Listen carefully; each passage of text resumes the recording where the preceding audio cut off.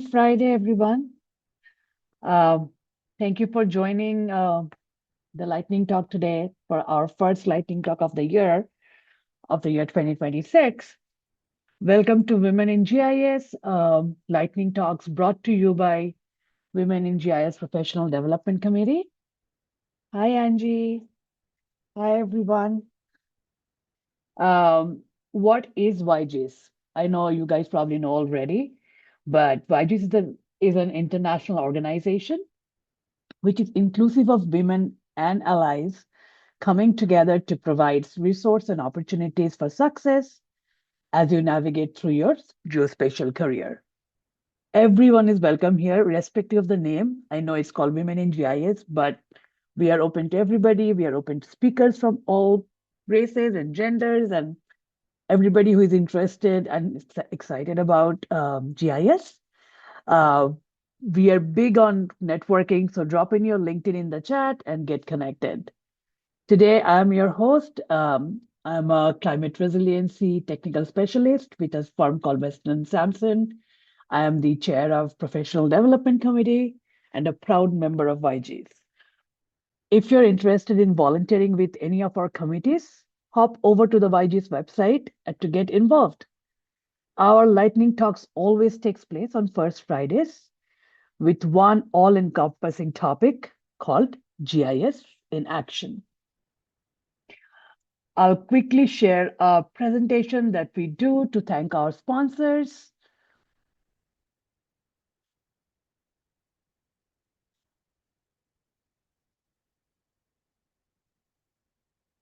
Share.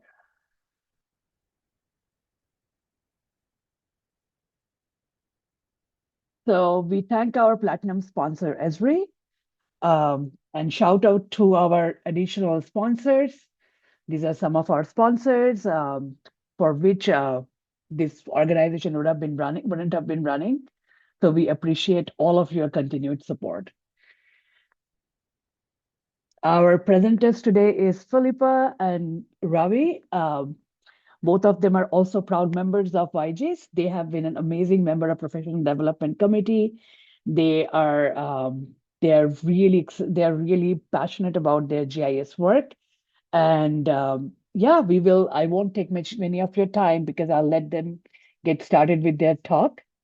Just remember our next Flood Talk Friday, our next GIS in action is March 6th. At the same time, online using the same link. So hope to see you all again next month. But for now, Phillipa, please take over and get started. Okay, hello, welcome everybody. So good to see everybody. I had the joy of being the host last meeting, which was so much fun. And here we are. Let me do a full screen. I'm not seeing my.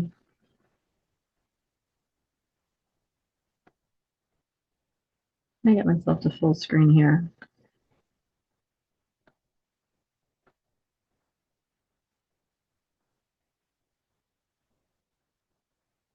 I should know how to do this, but apparently I don't. I'm just not seeing. There it is. I was not seeing it behind my Zoom meeting. Okay, here we go. Hello and welcome. Today I'm here to talk about a multi-year wildfire recovery with GeoAI, lessons from applied Earth observation. So as I start this presentation, just part of the purpose of it is sharing some of my work and what I've been doing, but also curious what people are doing in remote sensing, and if you have had the opportunity to use any of the Esri Deep Learning package in your work, and sort of, if you're not, kind of inspire you to do so and sort of share some of the results. I'm a graduate student. I have a master's in urban planning and geospatial intelligence, human security and geospatial intelligence, and I'm just finishing out a law degree for privacy and cybersecurity. They all kind of fit together. And I think part of the reason I've loved being a graduate student for so long is just really this has been such a steep learning curve for me that I've really enjoyed at the time. And I wanted to do an internship, which I did with the US Geological Survey in their ERAS and in wildfire support. So I'm at USC in the Spatial Science Institute. I did my internship through Virtual Student Federal Service. and spent my academic year last year with the USGS. And I will actually be doing what we're doing now in 10 minutes as a 3-hour hands-on lab in May for Forest Sat.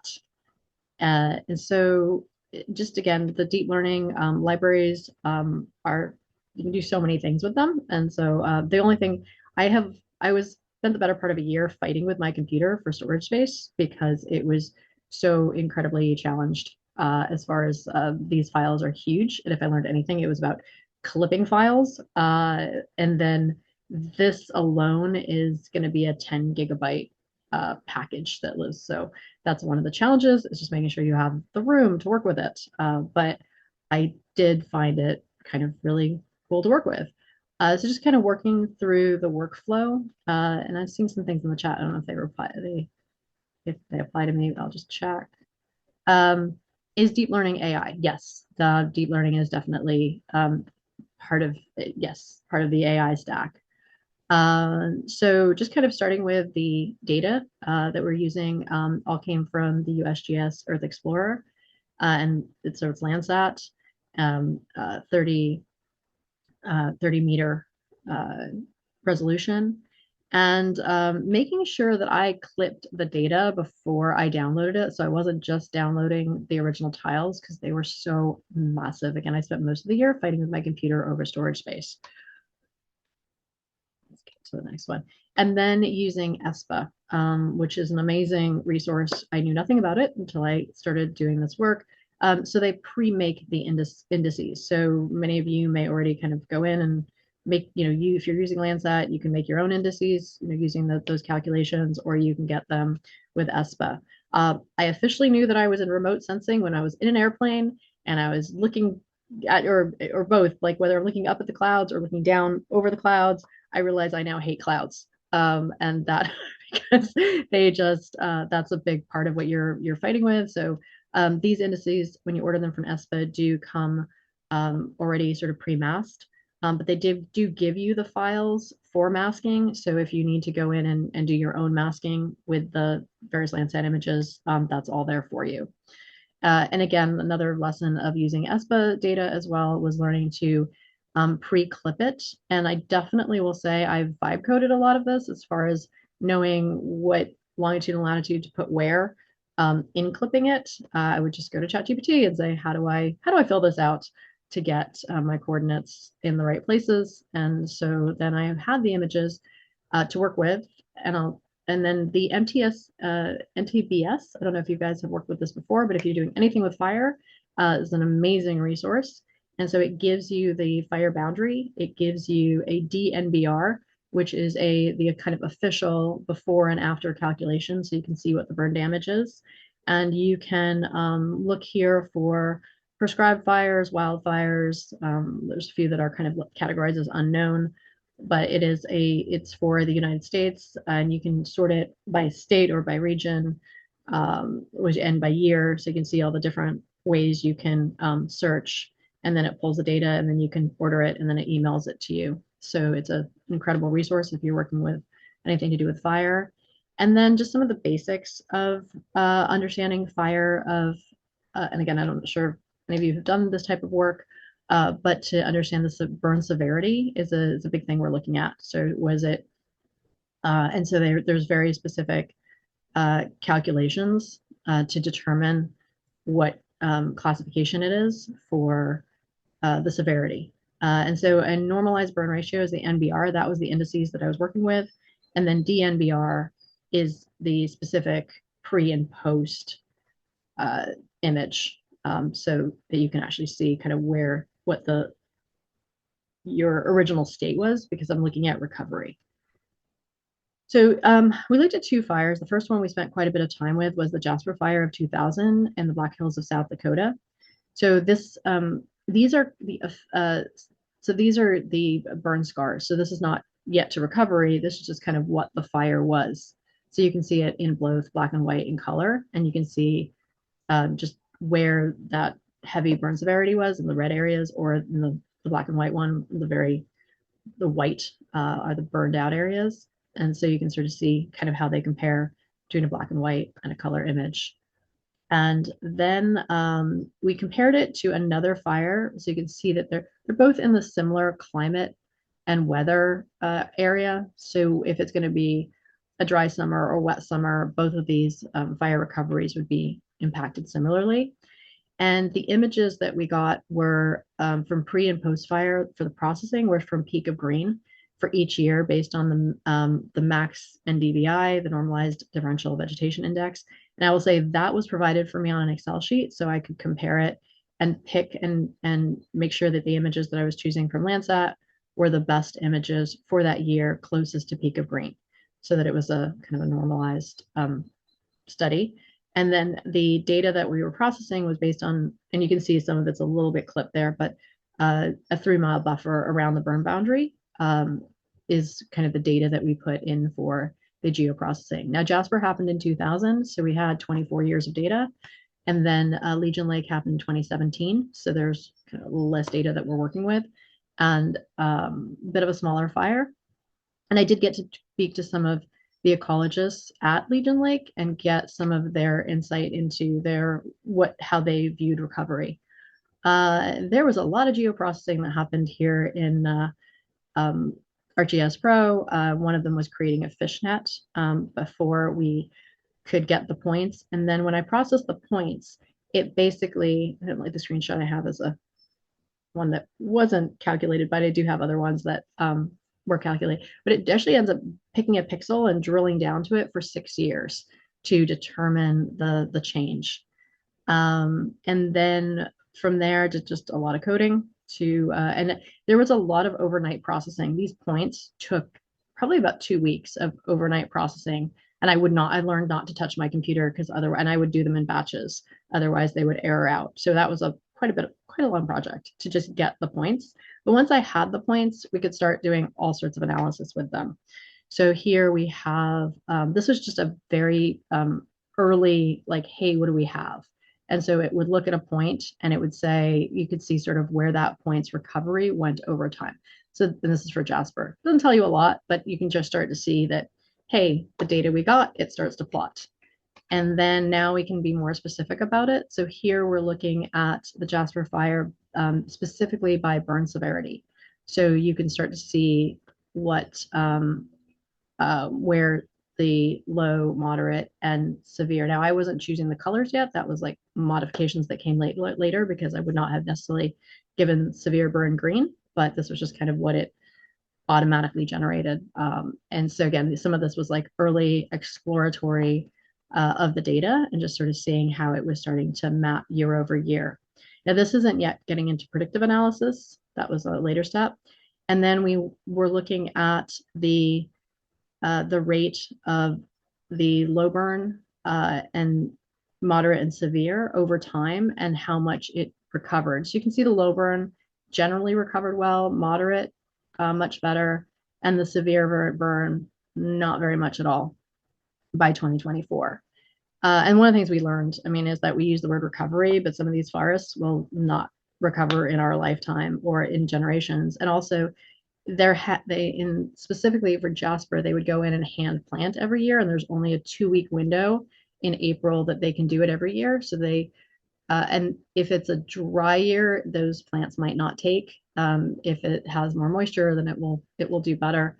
And anyways, it just the idea is like that the forest grows in islands or at edges. But if there was no these in the severe burn area, there's no seed, so there's no new forest that can be generated. So yeah, they can be pretty tragic. But that said, on the Legion Lake fire, when I spoke to them, they actually had said, one of their ecologists, she said, I'm a little bit against the grain here because a lot of people want the original forest back. She said, I actually feel like we get more animals fed by actually keeping it as grassland, not as forest. So we weren't that upset in the regrowth because it ended up being a different use than it had been before. And they also had more aspens where the other ones were ponderosa pines, which were very difficult to regrow. They had to be grown in nurseries in a local climate and then planted as seedlings, where the aspens just kind of regenerated very, very quickly. So here, again, you could see this was actually pre-fire. So what normally where those particular pixels that would later um, be analyzed.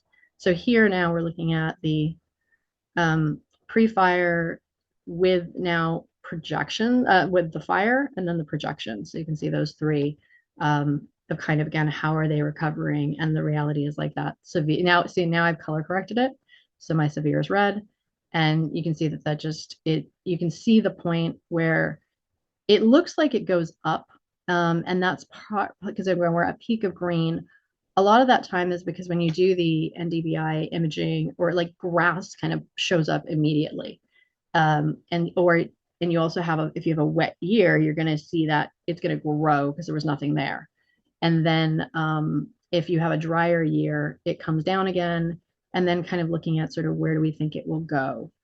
And that, so Legion Lake, this was the recovery. So again, when I said they thought they were kind of happy with their recovery, Legion Lake recovered a lot faster than Jasper. And you can see that reflected in this bar graph. And so here we get into this again with specifically looking at Legion Lake. So you've got a bit of the pre-fire, and then it continues, and now you've got the post-fire, and then you have a forecast of if it's going to be a wet year, where is it going to go, moderate, where is it going to go, and dry, where is it going to go with each of those severe, low burn, moderate burn, and severe burn. I think we're just, and then this one I thought was just kind of, you're now kind of comparing the fires, and so you can see kind of how they track relative to each other. And again, then we were able to actually infer kind of what the weather was, whether it was a wet year or a dry year. So you can see kind of the driest years are here in red, yellow is kind of a normal year, and a green is going to be a lot of moisture. And so that sort of is reflected in that growth and recovery. And that kind of, and then we, again, one more sort of projecting out of where we think it's going to go with each of the burn types and the kind of the climate, the weather, you know, what if it's going to be expected to be a moist year or a dry year, and how that will impact the recovery. And that's it. Just wanted to sort of share some of the work that I'm doing and kind of give you the 10-minute version of this. And then let me look to see if there's any. I think I saw some questions. You have some questions here, Philippa. Yes, let me jump into the chat and see. So how is the fire boundary determined? Seems like they move so quickly. I've used NVBI before, yeah. It's a fire boundary is for historical fire, not current progress fire. Gotcha. Okay, so yeah, so these so MTBS is like the official. So if you want to look at any official, what they consider the burn boundary of any given fire, these outlines are the shapefiles that I'm getting from the MTBS website. And so within that, they have all of the official documentation for the fire. And they also include masking files and the official burn boundary and the official DNBR. So that, you know, sort of what so you can see the burn severity for any fire. And so that is like just such a great resource. And if you're looking to work with any indices, I highly, I mean, I think probably, I feel like the most important part of my presentation is if you're not using Landsat, it's amazing. And there's just so much there. And my big takeaway was clip. Because if you don't clip, you do what I do and just wrestle with your computer over storage because those files are massive. And then ESPA, knowing how to clip ESPA, it's really helpful. But you can get any of the indices that you're looking for already pre-masked at ESPA. And it's just a really super useful resource.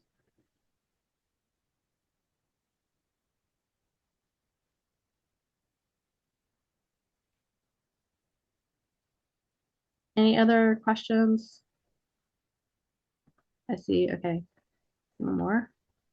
Oh, how did you use the AI? So let me just, I'm sorry, I know I want to do some of this so quickly. So in here, so here, I think this is kind of the best way to kind of look at it is is I'm using the deep learning package. And in the deep learning package, I'm basically, so so under this shapefile of this sort of polygon, you've got every they're broken down. So we did a fishnet. So first of all, it was like regular geoprocessing tools within ArcGIS Pro and creating a fishnet. And then within that fishnet, you've got pixels. And I've got all the years. So for the uh, Jasper Fire, I've got from 1999 through 2024. And for Legion Lake, I have 2016 through 2024.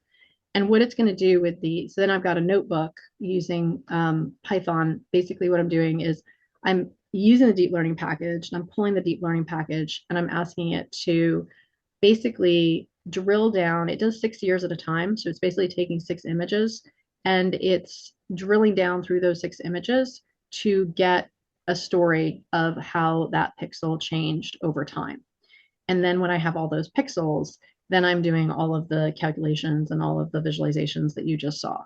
But that's where the AI is coming in because it's also able to do predictive analysis. So not only looking at historically what happened, but also where is this going to go? And that's where we were looking at sort of the different scenarios because we could see very much how much it changed if it was going to be a wet year or a dry year, how that impacted the recovery. And so the predictive modeling was able to take it further to say, well, what do we think it's going to look like in the various climate scenarios?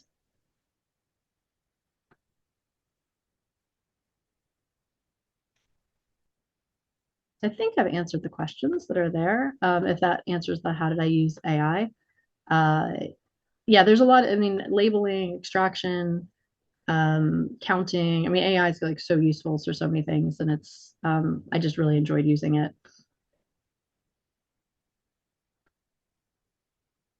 Oh, what was the deep learning model?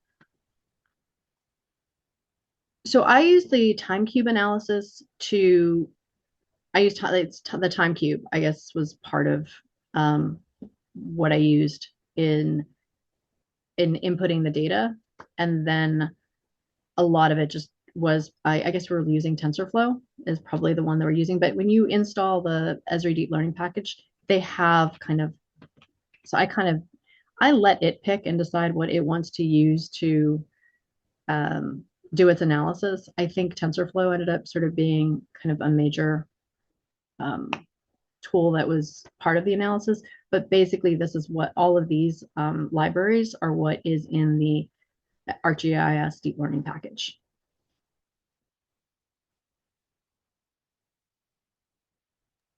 So is this deep learning package you had to buy, Philippa, or is it free for everyone? You can just, anybody It's can part use it? it's part of Esri. If you have an Esri license, it's part of it. If you actually go to this site right here, and I can I was gonna say put it in the chat, but I can't quite copy and paste it just yet. But I can, yeah, I think we can. It's so it's in the GitHub and Esri's at GitHub. It's in the deep learning frameworks. If you just Google Esri ArcGIS Pro deep learning package, you Mm-hmm. download it onto your computer. It is a 10 gigabyte file. But Wow. once you have it on your computer, you can use it. And if you're working in the Esri the notebook, then you can use all of the tools. And I would highly encourage you to use AI to use the AI. So I definitely use ChatGPT. I've now started using Perplexity and Claude, which I also find quite good. So it was able to, and I always fight with my AI, and my storage on my computer. So it's not perfect, but you do have to kind of get it to do the things you want it to do. But I do think that there's enough resources out there, and the AI is smart enough. And now ArcGIS Pro is coming out with its own, and I think they're in beta, but they're going to basically have a chat bot inside of ArcGIS Pro, so you can be asking it questions on how do you do certain processes and geo processes. One of the other things I tend to do, and I'm familiar with the concept of RAG. RAG is when you're giving the AI very specific training data, and you can kind of do that yourself. So if there's a specific process that you want to do, you can either give it the links to all the documentation or save that documentation as a PDF. So look Mm-hmm. for all the documentation of whatever geoprocessing tool or whatever goal you have, and then make sure that you give that to your AI, your ChatGPT, your Claude, your Perplexity, your Gemini. I find Copilot for me doesn't attach files as well as I would like it to. But the idea is you're basically giving, or Notebook LMs, and that's a whole other thing. if you're doing more research. But if for specifically for how do I do a geoprocessing tool, how do I use the deep learning package, go find the documentation for what it is you want to do, give that to your AI, and then your AI is more likely to give you better instructions for how to implement it. Another question you got from Angie is what challenges, if any, did you face with the model that you worked through? I think most of the challenges, the entire year, my challenge was fighting with my hard drive. And I'm actually one of my tasks for literally next week is before I kind of, because I've got to come. Thank you for the opportunity to share this because I'm going to be doing this as a 3-hour workshop in great detail as a hands-on lab in May, and I am going to go ahead and double my storage space on my hard drive because these files are kind of big, and I'm always hitting my storage limit, and it's very frustrating. I think the other thing was the biggest challenge was, like I said, it took me 2 weeks, and some of my overnights failed. Like if I touched my computer, sometimes it would fail, or just sometimes it automatically failed overnight. And so I'd have to just make sure that I wasn't being too greedy in how many points I was having it processed at any time. I think some nights I was like, oh, I'll try 10,000, and that failed. And then I would be like, I'll do 2,500. Perfect, done. And so I think a lot of it was just learning kind of what its capacity was and that I was better off not touching my computer and just letting it process by itself without me interfering with it. So I think a lot of it was actually getting the data in. And ultimately, I kind of ran out of time. So my analysis is based on 80,000 points for Jasper.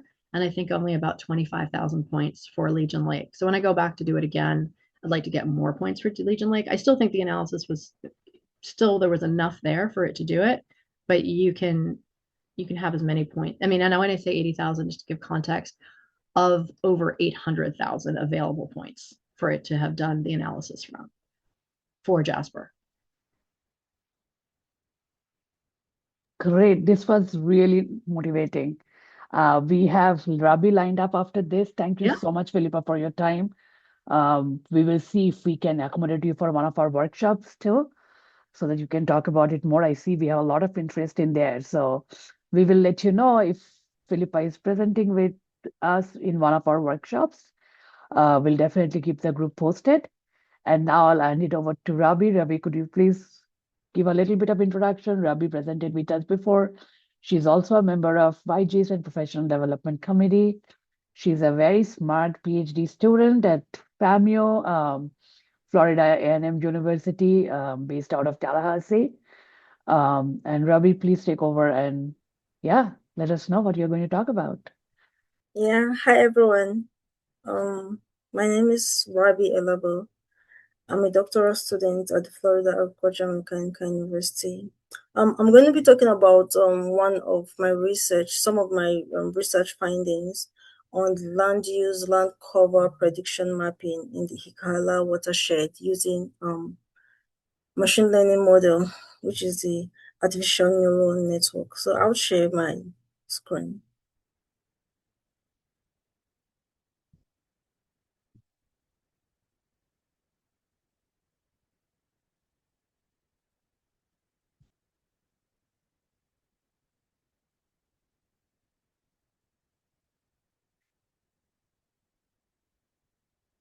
So so this project, my study area is the Hickahala watershed, which is located in Mississippi, and the region is, I think this particular region is not known for a lot of research. Work hasn't been done there, especially the hydrological and research in the region. So I think one of the research questions I was trying to look at is how can we predict the how land use in the region using the existing historical data. So so one of the what I was trying to achieve was just trying to see what the future projection was going to look like. And the target was looking at what it's going to be like in 2030 and also in 2050. I actually wanted to look at it in 2000, but I think my result actually didn't show a very good difference and difference in the analysis. So I just stick. I just decided to just look at what is going the future projection for 2050. So to actually study this data, I actually had to like, okay, what was the problem? What was I trying to find, and how was I gonna go about it? And some of the ways I thought about was trying to say, okay, what data do I need? And getting the data was one, like knowing the data I wanted to use was just one of it. But I had to try to also understand what are the quality, like what's the quality of the data, because sometimes you get data and they are coarse. And since the research would actually require me to use raster data, I needed data with high resolution. So the quality of the data was also very important in the research. And the data I used, I used for the prediction, were the digital elevation model, which was gotten from the USGS website. And it had a 30-meter resolution, which was pretty good. And I also used the distance from road, because I was also trying to see how does it affect agriculture as well as forestry. And also used population density, because population is also a very important factor that affects how land is being used historically, and also how land is going to be used in the future. And I think finally I used the distance to road, population density, the digital elevation data, and the land use land cover data. So these data were imputed into the QGIS, because I use QGIS using the MOLUSCE plugin. This particular plugin actually helps for land use land cover prediction. And I had to do a correlation analysis to see if these models, if these variables were significant, and to see if they would work. And the correlation result was very good, and that enabled me use it. But initially, before I actually selected these particular um, predictors I use, special predictors I use, I also tried to incorporate precipitation, some climatic parameters, to see how that would correlate and how that would actually impact my model. And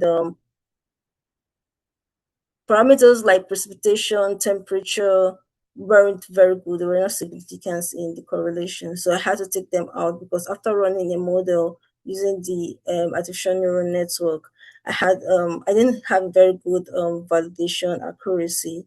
So, but when I took out precipitation and the climatic parameters, I actually did have a good result. And I also looked at studies to see what has been done and what parameters were were mostly used and why they were used. And most of the parameters I saw were similar to the ones I use. I wanted to use distance to river, but distance to river and distance to road were actually very high significance. So I had to take one out, because having both of them was going to affect the model. So looking at literature, distance to road was very prevalent when it comes to agricultural works. Changes in land use and also in agriculture, because road is a very important factor. So I had to keep the distance to road for this particular research. And in the processing of my data, I actually also use Python to reproject all my raster data to one reprojection, which fits that of the Mississippi region, and also reclassify the land use land cover data, because the land use land cover data had over 20 parameters, and I needed them to be in the class of water, developed areas, agriculture, the barren land, and forest. And this was reprojected to these five land, just to enable us see what the changes would be over the years. And after that, the model was run. We looked at I used from 1985 to 2020, and I used 2023 as a simulation. And from the land use land cover change, there was a decline from 1985 to 2020, it showed that there was a decrease in agriculture and as well as a decrease in forests, but there was increase in developed areas. That's to show that population is influencing urbanization in the region, and that's actually having impact on forests. So now I also wanted to now see, okay, this is what's currently happening in the land. So wanted to see what was going to happen in the future using the existing prediction or the existing land use, land cover activities in the region. And from the results after the prediction, we had a 98% accuracy, which was very good, and the validation was also very good, showing that the model was run well and the parameters I used were effective. And from the prediction, it shows that developed area was going to increase and agriculture was also going to increase, but forest was going to decrease. So there was going to be, regardless of what is going to be done in that region, it shows that there's going to be decrease in forage. That could be as a result of increase in agricultural activities for food, as well as development in the region. So now this actually just showed like a possible prediction of what is going to happen in the region. So I think my insight just actually shows that, okay, these are some of the problems we might have in the future. And now the question now remains, how do we mitigate that issue? How do we ensure that regardless of how development would occur in the region and how agriculture would also be prevalent in the region, how do we ensure that we also protect our forests? Because forest is actually important for our water security, also for our the overall health of the environment, especially because forests are also known to be carbon capture, they also storage.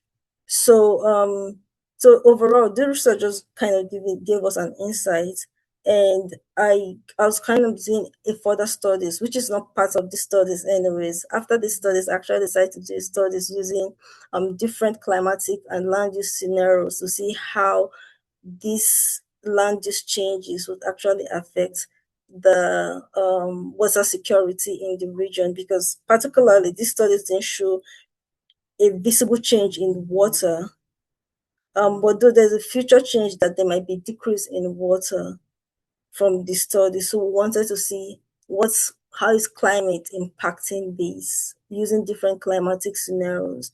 And that study actually used a SWOT model, but I'm not talking about that. But overall, it just shows how powerful machine learning models are and how they can actually help us use information we have today, our historical information from yesterday, to be able to predict what we have or what's going to happen or what might happen tomorrow. So yes, so this is some of the findings I found and how it's really impacting my research and understanding how land is being used and how that affects our environment in general.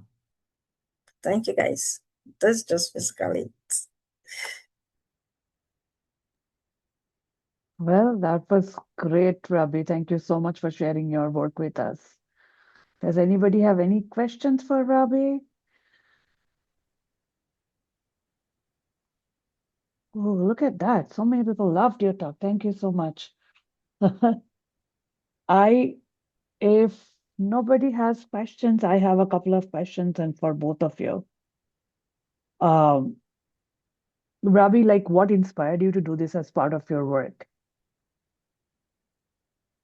Okay, actually, what inspired me to do the land use land cover research was the first research I was trying the first question I was trying to answer was in my research was understanding. I'm trying to get monitoring station in the region, and one thing I discovered in this particular region, they had little or no. I didn't actually find any monitoring station, so I had to use ArcGIS Pro to actually interpolate some stations. So I read more about the region and realized that there's the activities in the region, and there were little or no research in that region. Like I don't know, the Hickahala Watershed it's not really a place where people do so much research. So I think that was really fascinating because I really wanted to understand what are the land use, land cover activities, because my research overall would look at the impact of climate and land use change on water security and agriculture. So I needed to know what are the general activities done in the region and how that would actually impact the overarching objective of my research. Cool. How about you, Philippa? I know wildfire is a really serious concern, especially in California. Oh, hugely. Yeah, well, I ended up I wanted a geospatial internship, and so that was really very much my focus with this, and I want to do government. So with the virtual student federal service, I'm so sad it went away last year. So I was kind of on the last cohort that they had uh, for it, and I just had my interview with the Wildland Fire Support for USGS no, sorry, USGS EROS Center, sort of Earth Resource Observation and Science Center. They're based out of Sioux City, South Dakota, and I was one of two interns, and we had worked with them for the year and had the most amazing mentors. And my studies are very much about risk and disaster management and geospatial intelligence as it relates to all sorts of disaster, whether that's natural disaster, man-made, war, uh, resources. I'm just interested in those types of things. So that led to the internship, and yeah, and of course I do a lot with AI already. I'm a Microsoft Student Learn Ambassador. I was a Women Tech Makers Ambassador while that program was at Google, and yeah, so I just got a lot of AI and tech in my studies. So I do think AI, and it's interesting to see Rabi as well. You're doing machine learning.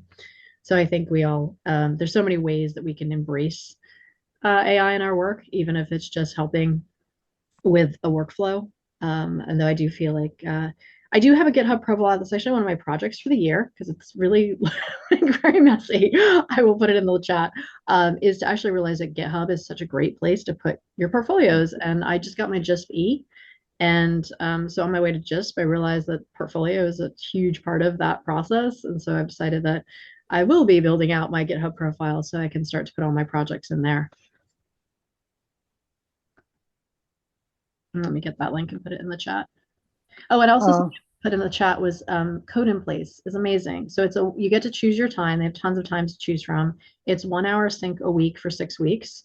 It's free. You just have to register, and they kind of ask you to do week one assignment before you register. So when you go to your first live session, you kind of can review that and then get set up for the week ahead. The rest of it is async, so do it on your own time. And I will actually be doing it for my third year this year because I'm still incrementally learning this. But it's not only just about Python, which is the foundational programming language which this is built on, but it is actually just like how to think in programming and how to see kind of what the before condition is, what the after condition is, and then what all the steps are to get there. So as we think about how kind of code works, and I still get tangled because I think what I'm getting is the ability to get to the pre and post condition, but then the challenge is, what if we change the world on you? How universal is your code? Can it work in a 4x4 frame and a 2020 by frame? And you realize it can't. So you have to like be better at coding. So I will do it again this year for my third year. But I highly recommend it. It's a really great program and it's free. And it's global. Ravi, we have a question for you from Angie. What were your high correlated variables? You are on mute if you're trying to talk.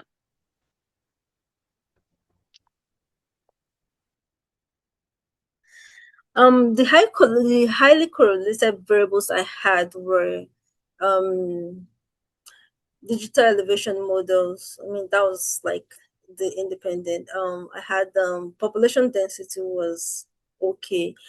But distance to road and distance to river were both high, and I had to take one out. And I think I said I also did. I just wanted to see what the climatic variables like precipitation, because I also saw some studies that use precipitation, um, and also slope. there was a study that used slope instead of the digital elevation model, which I tried, but the model, I wasn't having good accuracy in the model, because slope and digital elevation had almost the same variability. So I had to take one of them out.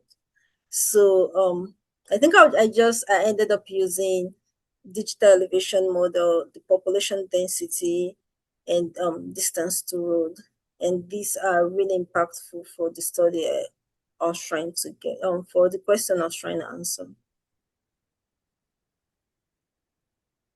Great, thank you. Philippa, you have a couple of questions too.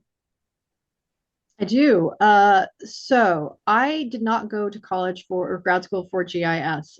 Just to be clear, I think a lot of people know me as a speaker and a podcaster, and I'm always like, very visible. My first career was in Hollywood. I was a literary manager. I represented writers and directors. I sold lots of projects to film and television, did lots of film production. So and developed tons and tons of books. So that's kind of my first career. And then I went back to school and I was like, what do I want to do now? I was like, let's start with urban planning. And I fell in love with spatial data science and did not know anything about GIS. Never even really heard of it before I went to get my master's in urban planning. Then I asked someone, I was volunteering kind of at a local like kind of conservatory, and they basically, I was like, can I learn this on my own? And they were like, no, not really. We highly recommend that you probably might do better with a more structured program. So then I went to get a GIS certificate at USC Spatial Science Institute, sort of the same sort of online program I did undergrad at USC. So it was kind of my school. And realized after my first semester, I cried learning GIS, that there was just so much more to learn. And I just wanted to kind of keep going. And so I was like, I want the full certificate and the full second master. Like, you don't need to fold them together. So I got the second master's in human security and geospatial intelligence, then realized I wanted an internship and saw the opportunity to internship with USGS, which was amazing, but needed a few more credits to continue. And then realized that because I'm very interested in government, that they really didn't cover cybersecurity. And I was like, for working data, maybe I should learn how to laws apply to that data and how to secure data. And so I wandered over to the law school, and I'm finishing out a third master's in master's of legal studies or master's in studies in law in privacy law and cybersecurity, so I can be a secure spatial data scientist. And that's my journey. And then I realized that there are entire GIS jobs out there that do not pay the minimum of my student loan that will be due next year. So I have just decided to start my own company.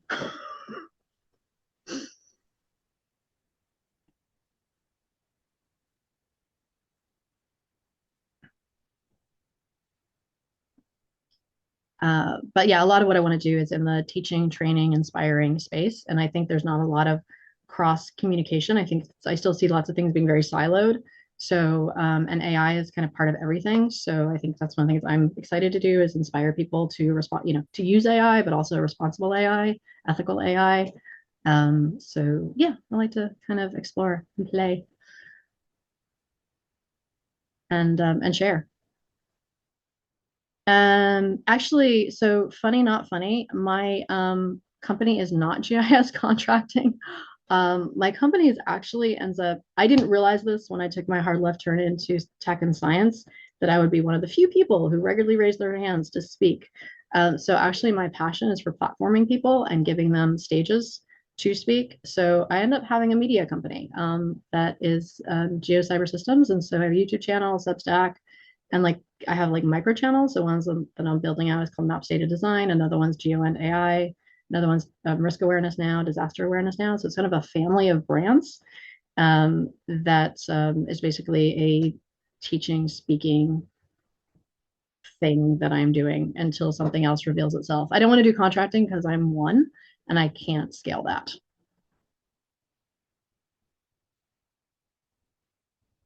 But basically, I'll continue to build and learn in public and just and continue doing projects that I find, that I'm passionate about. So I've found myself with a home at Forestat, and so I've been doing a lot with them lately, and they're giving me like all sorts of tools and data sets and resources to continue to grow and build.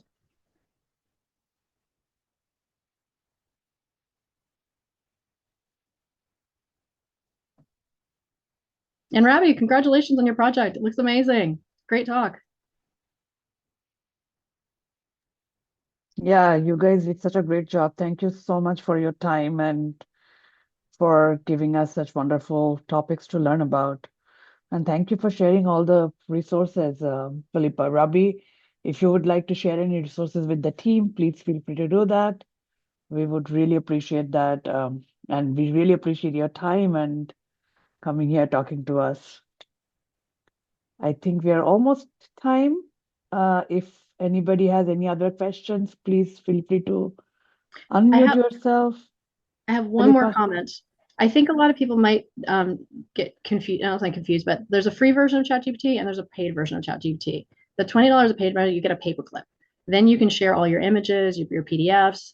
Then it can see what you see. Then it can. So my thing is, if you're using the paid version, is when you're going to optimize. So anything that you're working on that you need help with, give it all the documentation, and then it can help you step by step get to where you want to go. So it doesn't work with the free version, but it works with the paid version. I just want to clarify that. That is good to know. Thank you. Thank you both. Have a wonderful weekend, everyone. I'll see you guys next month.